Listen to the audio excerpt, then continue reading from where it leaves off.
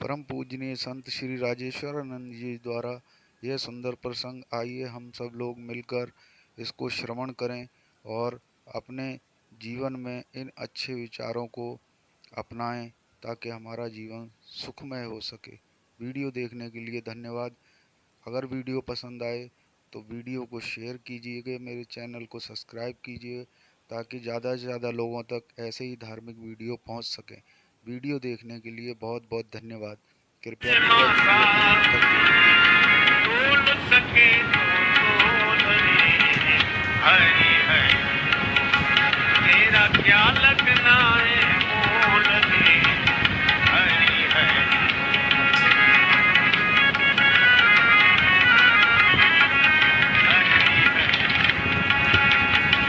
जब इस जग में आना जाना सबको नीत विनीत सिखाना,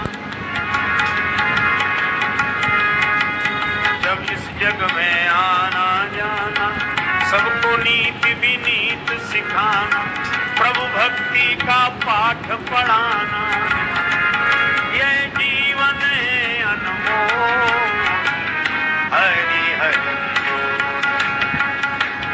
तेरा क्या लगना है मोल हरि हरि क्या लगना है मोल हरि हरि क्या लगना है मोल हरि हरि हरि हरि हरि हरि। जिन्हें हम हार समझे थे गला अपना सजाने को, वही अब नाग बन बैठे हमारे काट खाने को।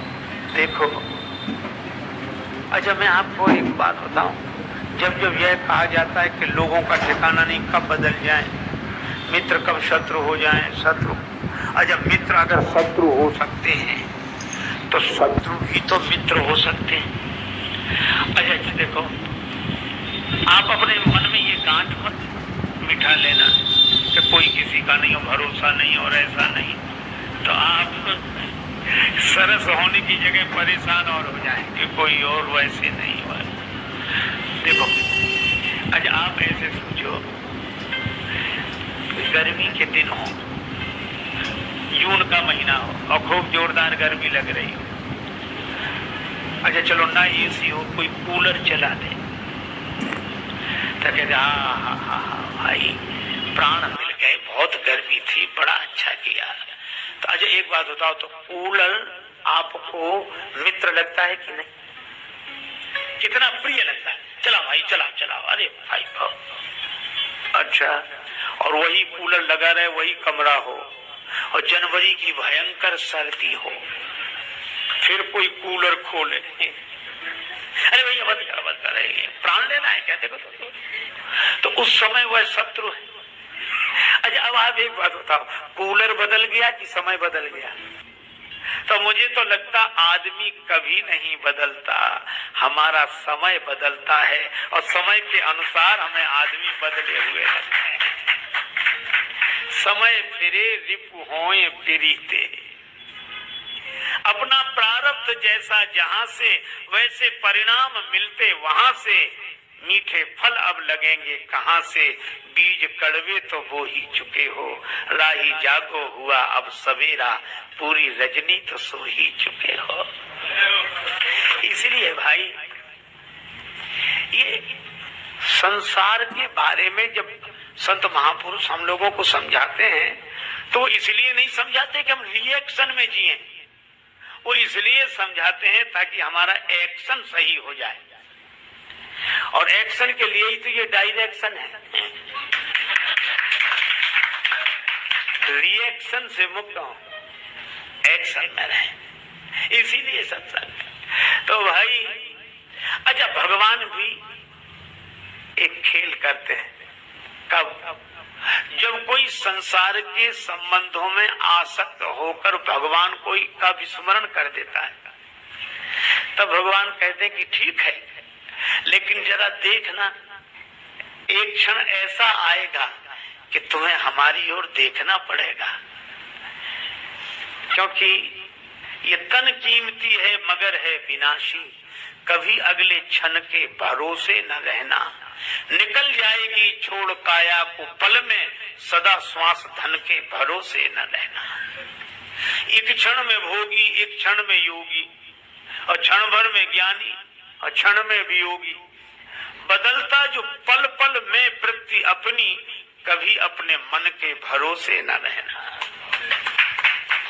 तुझको जो मेरा मेरा कहेंगे, जरूरी नहीं वे भी तेरे रहेंगे। मतलब से मिलते हैं दुनिया के साथी, सदा इस मिलन के भरोसे न रहना। और हम सोचते काम दुनिया के कर लें, धन धाम अर्जित कर नाम कर लें, फिर एक दिन बन के साधु रहेंगे, उस एक दिन के भरोसे न रहना। राजेश अर्जित गुरु ज्ञान कर लो, या प्रेम से राम गुणगान कर लो, अथवा श्री राम नाम रटो नित नियम से, किसी अन्य गुण के भरोसे न रहना। इसलिए भाई, संसार में रहते हुए भगवान पर भरोसा रखकर, भगवान में मन लगाकर, तन को संसार में रखो, मन को भगवान में रखो। देखो दो चीजें हैं, एक है दिल, एक है दिमाग। आपने देखा होगा कई बार लोग रोते हुए आते। एक सज्जन आए मेरे पास बैठकर, बड़े दुखी थे, रोने लगे। हम क्या हुआ? क्या? और हमारा तो दिल टूट गया। अरे हमका दिल किसने तोड़ दिया? घर वालों ने। इतना भरोसा था, उन्होंने तो हमारा दिल तोड़ दिया। दिल, बात वो सही कह रहे हैं कि घर वालों ने दिल तोड़ दिया या अपनों ने दिल तोड़ दिया। अच्छा, जब दिल तोड़ते तो अपने ही तोड़ते, दूसरों को जरूरत क्या है जो तोड़े? अपने ही तोड़ेंगे। कौन कहता जाने वाले याद फिर आते नहीं? कौन कहता जाने वाले याद फिर आते नहीं? तोड़ के दिल जाते जो, दिल छोड़ के जाते नहीं। अपने वाले ही सताते, गैर तो बदनाम है। और दोस्त से मिलते जो गम, दुश्मन भी दे पाते नहीं। होता ही है। अच्छा एक बात बताओ, राम कथा यही सिखाती है। राम जी की कथा, विभीषण जी भी पिटे और सुग्रीव जी भी पिटे, तो अपनों से ही पिटे।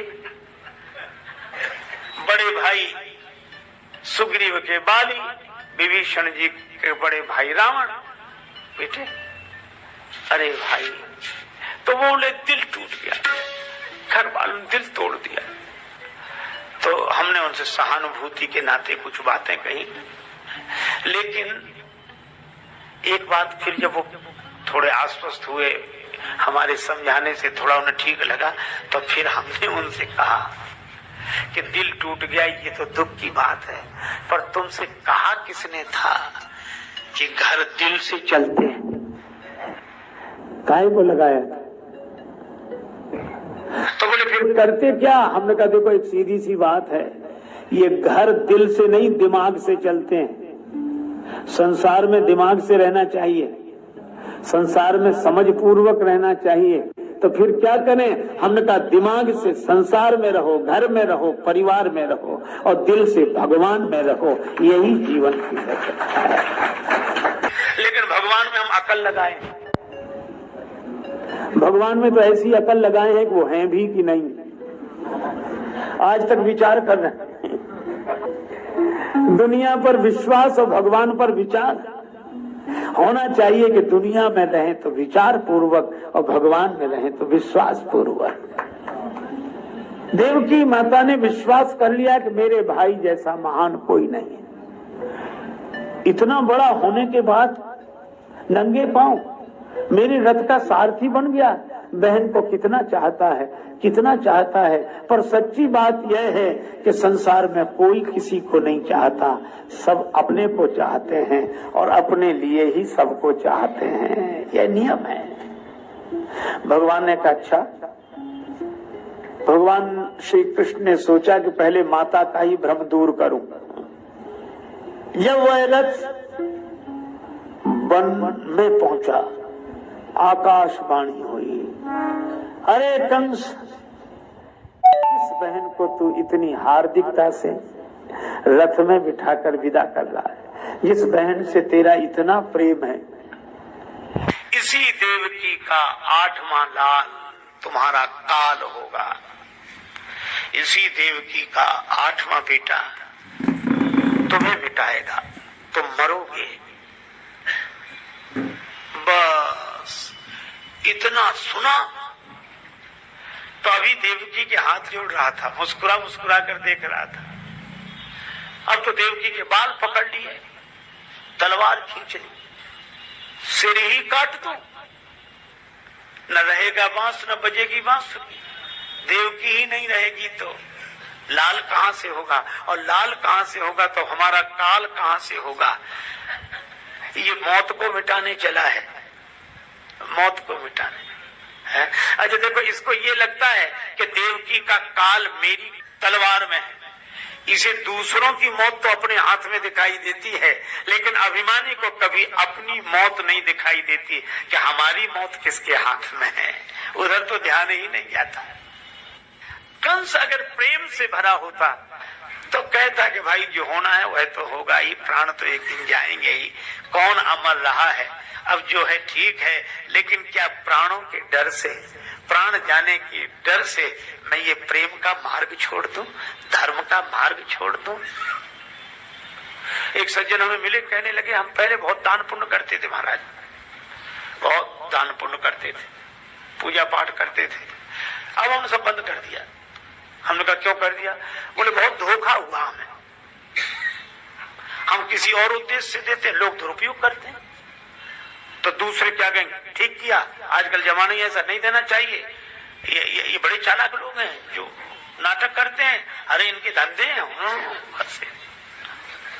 और वो कहते हैं इसीलिए मैंने तो बंद कर दिया।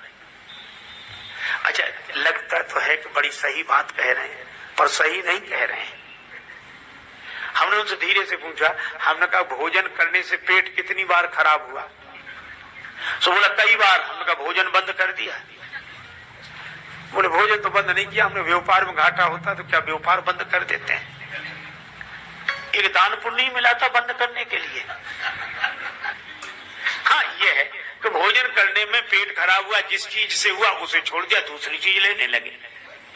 जहां धोखा हुआ तो वहां न करे, दूसरी जगह करने लगे। दान पुण्य व्यापार करते हैं। तो जिसके जीवन में दान की महत्ता होगी, सेवा की महत्ता होगी, स्वभाव में होगा। बिच्छू और संत की कथा हम लोग सुनते ही हैं। बिच्छू ने कई बार डंक मारा, पर संत पानी में बहते हुए बिच्छू को हाथ पर रख लेते। किसी ने कहा कि बाबा ये बार बार डंक मारेगा, ये अपना स्वभाव नहीं छोड़ सकता। तो संत ने कहा कि जब बिच्छू अपना स्वभाव नहीं छोड़ सकता तो संत अपना स्वभाव कैसे छोड़ दे। यह है असली प्रेम। ये कंस का प्रेम असली नहीं है, ये प्रेम का धार्मिकता का दिखावा है। मौत की बात किसी ने कह दी, इतने में ही धर्म चला गया, प्रेम चला गया।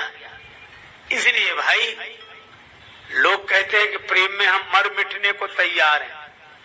प्रेम में लोग कहते हैं हम मर मिटने को तैयार हैं। और ये कैसा प्रेमी है कि जिससे प्रेम करता है उसी को मिटाने मारने को तैयार है। इसका अर्थ है यह प्रेम नहीं है। प्रेमी तो कहता है कि हम चाहे न रहें तुम रहो, और ये कहता है कि तुम आज ही मरो ताकि हम बने रहें। ये प्रेम है, ये धार्मिकता है। वसुदेव जी ने देखा संकट का समय, तो वसुदेव जी ने कंस की प्रशंसा की। ये नीति है, कई बार काम बिगड़ रहा हो तो ऐसे लोगों की तारीफ करना मजबूरी हो जाती है। वो महान है नहीं, लेकिन चलो महान कार्य हो जाए प्रशंसा से तो प्रशंसा करने में क्या। अरे आप तो पुरुष हैं और आपको यह शोभा नहीं देता, और आपको देवकी से डर नहीं है, देवकी के 8वें लाल से डर है। तो इनकी जैसे जैसे 8वें लाल का जन्म होगा मैं लाकर आपको दे दूंगा, आप उसे मार देना। कंस को लगा कि बात ठीक है, अभी बदनामी भी होगी और ये ठीक नहीं। बोला अच्छा जाओ घर में रहो। पर रखवाली रहेगी, सब देखते रहेंगे। अच्छा, अब ये कथा बड़ी अजीब है, बहुत विचित्र कथा है। आराम से वसुदेव देवकी जी अपने घर में रहने लगे, कंस के पहरेदार रहते थे। पर हमारे महात्मा देवर्षि श्री नारद जी पहले तो भवन में ही रहते थे, फिर तो कंस ने उनको जेल में डाल दिया, बंदी गृह में रहो। एक लाल का जन्म हुआ, वसुदेव लेकर आए। कंस ने कहा कि मेरी इससे कोई शत्रुता नहीं है, मुझे तो 8वें की जरूरत है। वो लौट गए। मैं नारद जी की बात बता रहा था, नारद जी गए एक कमल का फूल लेकर, और इधर से गिने 1 2 3 4, फिर उधर से गिने। कंस ने कहा क्या हुआ है बाबा? नारद जी ने कहा कि हम गिन रहे हैं कि 8वीं कौन सी है, इसमें कमल की 8वीं पंखुड़ी कौन सी है। तो अष्टदल कमल था, जिधर से गिनो, एक इधर से करो तो उधर वाला 8, इधर से एक गिनो तो उधर वाला 8, बीच से गिनो तो बीच वाला 8। हाँ, ऐसे लगता था कि 8वां तो सब में है। और बात भी सही थी, जो 8वां है, जो भगवान है, वे तो सब में है। अपने अपने गिनने की दृष्टि है, किधर से गिनो किधर से गिनो। पर कंस ने दूसरा अर्थ लिया कि इसमें तो पहला भी 8वां हो सकता है और 8वां भी पहला हो सकता है। तो उसने कहा अब एक को भी नहीं छोड़ेंगे, मिटाओ, सबको मारो। अच्छा, अब ये बात बड़ी अजीब लगती है कि नारद जी ने और विचित्र काम किया, भी बेचारे बचते भी उनको। और देखो, कभी कभी अटपटे ढंग से काम करने होते हैं। जैसे एक आदमी के हाथ में हुआ फोड़ा, थोड़ा ही उठा था, तो डॉक्टर के पास गया कि डॉक्टर साहब ये फोड़ा देख रहे हैं, अभी थोड़ा उठा। डॉक्टर बोला ये गोली ले, खा लेना, बैठ जाएगा। वो लाया, गोली खाई नहीं उसने, अब फोड़ा हो गया बड़ा। फिर गया कि डॉक्टर साहब, तो हम गोली दी थी, वो तो हमने खाई नहीं।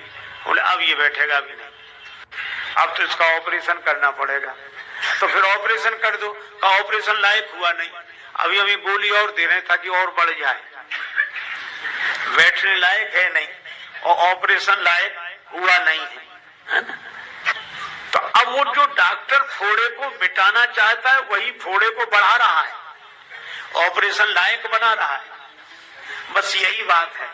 नारद जी ने कहा कि कंस, तुम्हारे मन में जो अभिमान का फोड़ा हुआ है, पाप का फोड़ा हुआ है तुम्हारे जीवन में, वो उपदेश की गोली से बंद होने वाला तो है नहीं।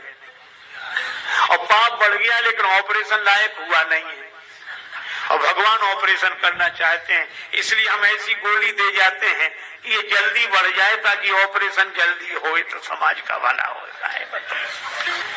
और वही हुआ। वसुदेव जी और माता देवकी कारागृह में, बंधन में। आजकल लोग क्या कहते हैं कि महाराज हम इतने झंझट में हैं, इतने बंधनों में बंधे हैं कि हमें टाइम नहीं मिलता, हम भजन कैसे करें, भगवान का स्मरण कैसे करें। देखो, जिन्हें भजन करना होता है वे कर लेते हैं, और जिन्हें नहीं करना होता है उन्हें कितना ही मौका मिले तो नहीं करते। ये कथा यह बताती है कि हम तो घर में रहकर भजन नहीं कर पाते, घर के बंधन में रहकर भजन नहीं कर पाते हैं। और वसुदेव जी और माता देवकी तो जेल में रहकर भजन कर लेते हैं। अच्छा, जेल से घर तो कुछ ठीक ही होगा, पर यह कथा यह कहती है कि हम बंधन में रहें, जगत के बंधन में रहें, पर परमात्मा के बंधन में रहें, बंधन में रहकर वंदन करते रहें। यदि नाथ का नाम दया निधि है तो दया भी करेंगे कभी न कभी। यदि नाथ का नाम दया निधि है तो दया भी करेंगे कभी न कभी। अघहा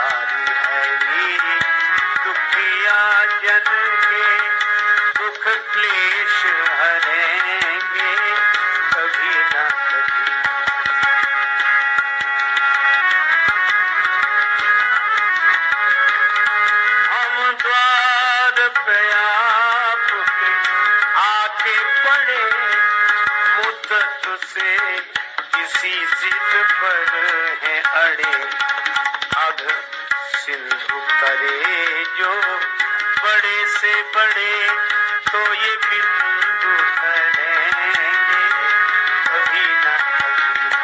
यदि नाथ का नाम दया निधि है तो दया भी करेंगे कभी न कभी।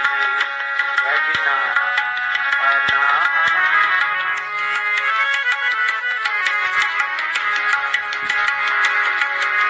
कभी न कभी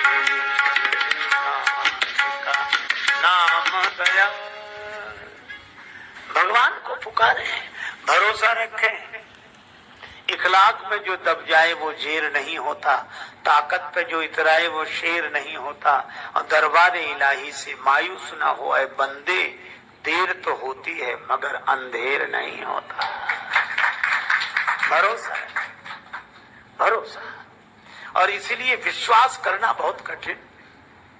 श्याम से दिल को लगाना कोई मजाक नहीं, जीते जी जान से जाना कोई मजाक नहीं।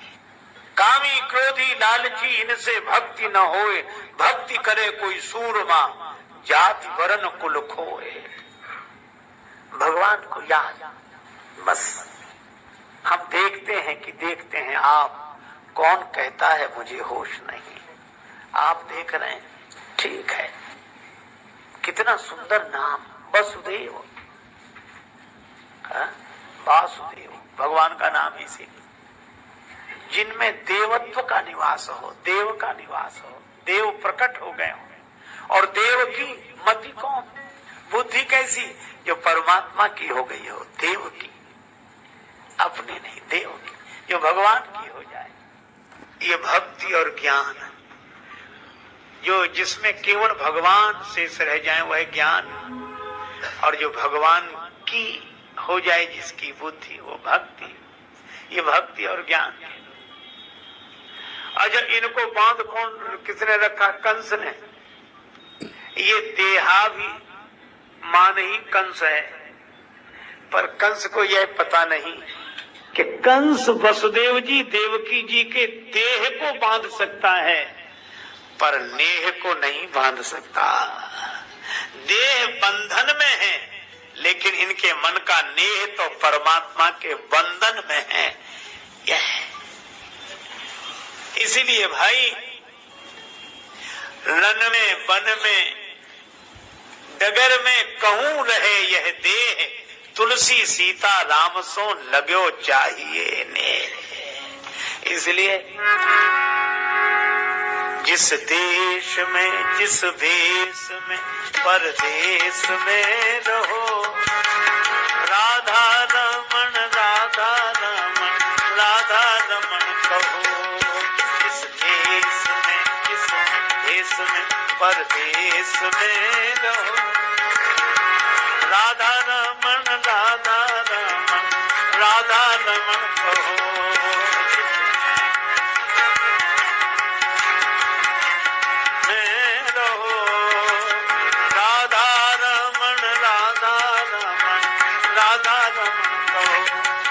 जिस संग में जिस ढंग में जिस रंग में रहो, राधा रमन राधा रमन राधा रमन कहो। राधा रमन ओ राधा रमन राधा रमन राधा रमन कहो। राधा रमन राधा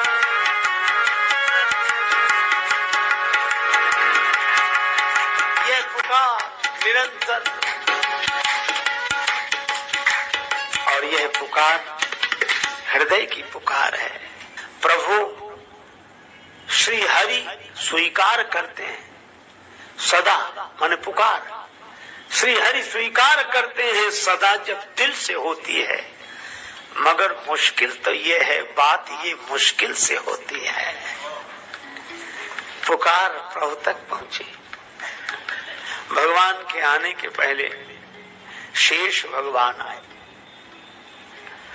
और उनको भी भगवान की माया ने देवकी जी के गर्भ से माता रोहिणी के गर्भ में स्थापित किया शेष भगवान।